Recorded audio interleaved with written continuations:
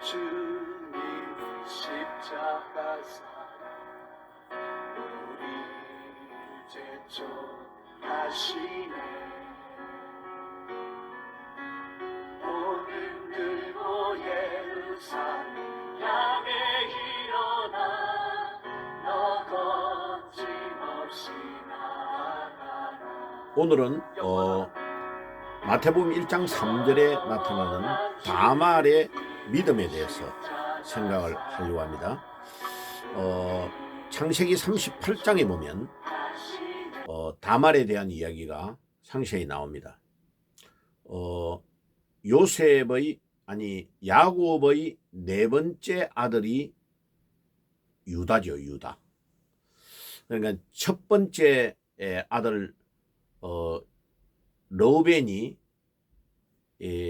아버지의 처법 빌하를 범한 것 때문에 장자의 명분이 날아가 버립니다. 그 다음에 두 번째, 세 번째는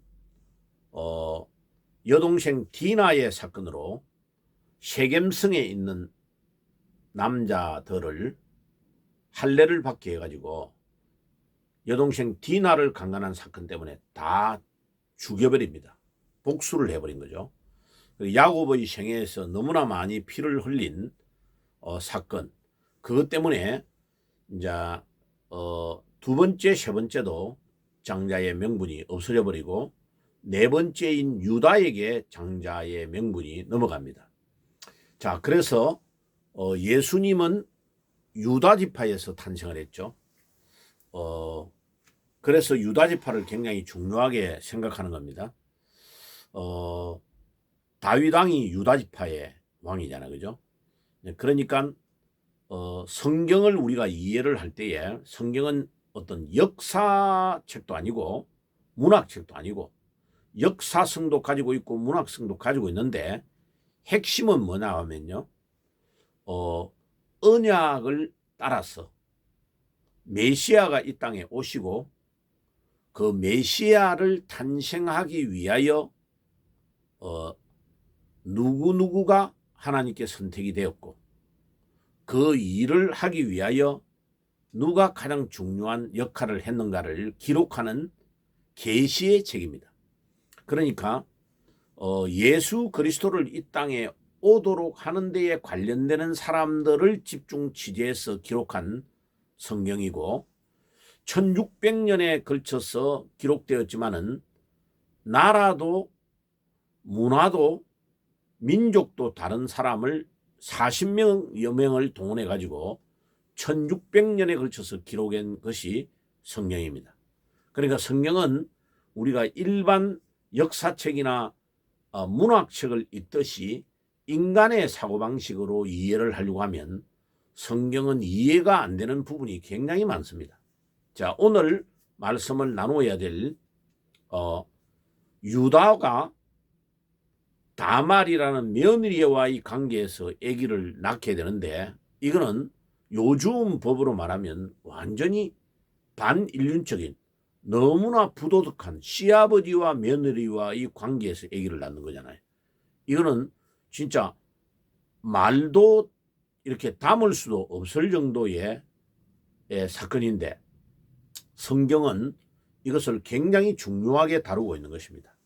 자, 그래서 구약 성경에서 다루는 중요한 사상이 고엘 사상이라고 하는데 그게 뭐냐면 다른 사람을 위해서 의무를 이행하는 사람을 고엘이라고 합니다. 그래서 그거를 때로는 친족이라는 단어를 사용할 때도 있고 기업 물을 짜다라는 단어를 사용할 때도 있습니다. 룻기서에 보면 그 보아스가 기업 물을 자를 찾잖아, 그죠? 그래 첫 번째 기업 물을 가장 가까운 나오미의 집안 사람은 나는 내 기업에 손해가 가니까 난 안 하겠다. 왜? 땅을 사가지고 나오미의 며느리인 룻에게 그거를 다 주고 관계를 가지고 아기를 낳으면 그 집안의 대를 잇는 걸로 돼버리기 때문에 육신적으로 보면 자기의 손해거든요. 안 하려는 거죠. 그런데 보아스는 이 룻이 너무나 귀중한 여인이라는 걸 알한 거죠. 그러니까 이게 바로 룻에게 고엘이 누구냐면 보아스입니다. 보아스. 그 다음에 오늘 다말이라는 여인에게 남편이 일찍 죽어버렸으니까 하나님의 말씀을 불순종하니까 하나님이 그 첫째 아들을 엘이라는 아들을 일찍 죽여버렸어요. 그러니까 이제 가부가 된 거죠. 그러니까 유다의 아들이 3명인데 첫째 아들이 엘, 두 번째 아들이 오난, 세 번째 아들이 셀라예요. 그러니까 첫 번째 아들이 일찍 죽어버리고 가부가 돼 있는 이 다말 며느리에게 두 번째 아들인 오난에게 유다가 명령을 하는 겁니다. 너 형수한테 들어가서 아기를 가지게 해라. 너가 형님의 대를 이어줘야 된다. 씨를 만들어서 자녀를 낳게 해야 된다. 그게 이제 계대 결혼법이에요. 그게 신명기 25장 5절에서 10절에 딱 법으로 명시가 되어 있는 겁니다. 형님이 일찍 죽어서 아기를 못 낳고 죽었으면 가부로 있는 형수에게 동생이 결혼을 해가지고 아기를 낳아서 대를 잇게 해라는 법이 계대법입니다. 그러니까 이 고엘 사상에서 첫째는 씨를 계속 보존하는 계대결혼법, 두 번째는 땅을 사가지고 주는 토지법이 있고 세 번째는 제사법이 있습니다. 짐승이나 이런 것들을 잡아서 제사를 대신 드려주는 것. 이 세 가지가 아주 중요한 법입니다.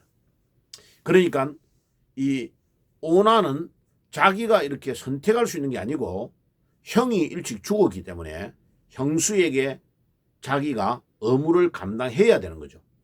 그런데 이제 아버지의 말을 듣기는 들었는데 형수에게 들어가서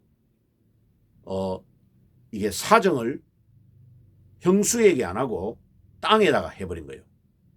씨를 이어주지 않으려고. 그러니까 그게 하나님께 엄청 이 법을 어긴 아주 못된 놈이다 해가지고 하나님이 죽여버립니다. 오난을. 그러니까 이제 막내인 셀라가 아직 어리니까 형수와 결혼을 할 수 없으니까 자라날 때까지 클 때까지 성인이 될 때까지 이 다말에게 친정에 가서 기다리고 있으라고 보낸 겁니다. 자, 그런데 이제 무럭무럭 자라서 셀라가 어른이 됐는데 친정에 가 있는 이 며느리 다말이 아무리 기다려도 시아버지가 셋째를 보내주지 않으니까 결혼을 시켜주지 않으니까 이제 셋째인 셀라가 의무를 감당하지 않으면 고엘의 이 계대결혼법에 의해서 남자는 시아버지밖에 이제 그 집안에 없잖아요. 그러니까 시아버지가 이제 이 셋도 만약 말을 안 들으면 잘못하면 하나님께 죽겠다, 아들 다 죽겠다 이런 생각 겁도 났을 거고 자꾸 뒤로 미루면서 며느리를 불러서 결혼을 시켜주지 않으니까 다말이 이제 결단을 내린 겁니다. 시어머니가 죽고 시아버지가 적적한 상황에 있는데 이제 유목민족이니까 양의 털을 깎는 날을 정해가지고 이걸 몇 달 동안 그 양의 무리들을 양털을 깎아가지고 그거를 팔아야 될 거 아니에요. 그러니까 딥낫이라는 곳에 올라와서 딥낫에서 양털을 시아버지가 깎는다는 것을 들은 거예요. 그러니까 이제 그 딥낫 길가에 이 다말이 가부의 옷을 벗어버리고 가부라는 걸 알면 자기인 줄 금방 아니까 벗어버리고 창녀의 분장을 해가지고 얼굴을 가리고 딱 길가에 앉아 있으니까 시아버지가 이제 자기 마누라는 죽었고 적적하니까 양털 깎고 일을 끝내고 내려오는데 예쁘장한 사람이 길에 앉아 있으니까 여자가 이 여자에게 들어가서 내가 니하고 오늘 밤에 잠을 같이 자면 되겠느냐 이러니까 여자가 들어오라고 해가지고 성관계를 하기 전에 증거물을 달라고 한 거예요. 그래가지고 그 원래 거기에 해당되는 염소 새끼를 줄 건데 그거 줄 때까지 증거물을 그 유다의 도장, 그 도장의 끈과 지팡이를 딱 받아 낳은 거예요. 그러니까 이 다말이 믿음과 결단이 있는 것뿐만 아니고 굉장히 지혜로운 여인이에요. 왜냐하면 이게 잘못되어 가부가 자기 몸을 정결하게 지키지 않고 다른 남자하고 관계를 가져서 아기를 가졌다는 것을 알게 되면 이 가부는 그때 당시의 법에 의해서 레위기에 보면요 20장 14절과 21장 9절에 보면 불에 태워서 죽이게 되어 있는 겁니다. 그리고 엄청나게 엄격한 법이죠. 그래서 자기 몸을 지키기 위하여 누구하고의 관계에서 아기를 가졌다는 증거를 딱 잡아놔야 되는 거죠. 그래서 시아버지의 유다의 도장과 그 끈과 지팡이를 딱 보관해 놓고 관계를 가졌는데 아기가 들어선 거죠. 그래서 낳고 보니까 아기가 쌍둥이였단 말이에요. 그죠? 이제 그렇게 임신했다는 소문이 한 3달 되니까 배가 불러오고 이제 들리니까 유다가 이 다말을 불러서 이 여자가 부도덕하게 남편 없는 가운데서 아기를 가졌으니까 이 자를 불을 태워 죽여라 라고 명령을 하면 끌려 나가는 때에 다말이 뭐라고 하냐면 나는 이 물건의 주인에 의해서 임신을 했습니다 하고 물건을 딱 보여주니까 유다 자기의 물건이거든요. 그러니까 유다가 뭐라 합니까? 창세기 38장 26절에 유다가 그것을 알아보고 그는 나보다 옳도다. 내가 막내 아들을 계대 결혼을 시켜가지고 너에게 씨를 보존하도록 해야 되는데 그렇게 안 하니까 네가 목숨을 걸고 나를 통해서 씨를 받은 것이 더 옳다라고 말한 겁니다. 자, 지금 우리의 법으로 보면 도저히 이해가 안 가는 거죠. 그런데 메시아를 탄생하고 이 땅 위에 와야 될 하나님의 특별한 계획 안에서는 한시적으로 이 계대법이 허락된 것이고 하나님의 명령이었습니다. 이거를 지키지 않는 오나는 하나님이 죽였을 정도로 엄격한 법으로 시행이 됐던 것입니다. 그러니까 이제 하나님의 말씀을 우리가 이해할 때에 특별히 이 예수님의 족보에 나오는 다말, 그다음에 엊그제 제가 했던 그 족보에 나오는 여인 있잖아요, 그죠? 룻도 뭐 상당히 특수한 상황에서 예수님의 족보에 들어왔던 인물이잖아요, 그죠? 그다음에 이 5명의 여인이 모두 라합도 기생이잖아요. 그리고 모압의 족속이잖아요. 그러니까 예수님의 족보에 유대인의 족보에 왕족에 들어올 수 없는 그런 여인들이 다말, 그 다음에 다말도 가나안의 여인이에요. 유다의 부인이 가나안의 여인이에요. 그리고 이 다말도 그 지역에 있는 사람에서 이제 내나 결혼을 하게 했단 말이야, 아들들을. 그러니까 가나안 여인이죠. 그런데 이들이 전부 다 믿음으로 예수님의 족보에, 다윗 왕의 족보에 들어옵니다. 그러니까 얼마나 놀라운 거예요. 믿음이 얼마나 대단한 거냐. 룻도 마찬가지입니다. 모압의 족속이죠, 그죠? 절대로 하나님의 성회에 들어오지 못하도록 결정되어 있는 족속, 피가 들어온 족속이요. 모압은 누구예요? 아브라함의 조카 롯이 도망쳐가지고 큰딸과의 관계에서 아기를 낳은 집안이 이 모압 족속이잖아요, 그죠? 그러니까 이런 모든 것들이 우리의 어떤 지금 합리적인 우리의 상식을 가지고 이해를 하려면 절대로 이해가 안 됩니다. 하나님이 이 죄 많은 인간을 구원하기 위해서 메시아를 이 땅 위에 오게 하시는데 거기에 관련되는 그 선조들을 어떤 방법으로든지 씨를 보존해가지고 내려오도록 하려고 하는 것입니다. 그런데 놀라운 것은 예수님은 이 모든 죄악을 다 끊어버리고 동정녀의 몸에서 성령에 의해서 탄생합니다. 그래서 그 히브리서 4장 14절 15절에 예수님은 죄가 없다고 말하잖아요. 그래서 우리의 대속자가 되실 수 있다. 그러면 이 계대 결혼의 제일 주인공은 누구냐면 모든 고엘 사상, 대신해서 아기를 낳아주고 대신해서 이게 땅을 사가지고 주고 제사를 지내주는 모든 것들의 주인공은 예수 그리스도십니다.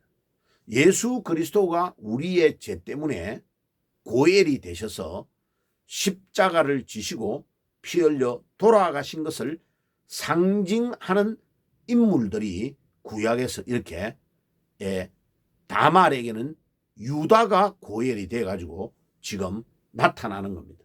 그러니까 이것을 우리가 영적으로 잘 봐야지 육적인 도덕적인 것으로 보면 왜 이렇게 성경은 지저분해? 왜 이렇게 죄인들이 예수님의 족보에 나와 있어? 그러니까 부끄러운 일들을 무엇 때문에 족보에 이렇게 드러내 놓겠습니까?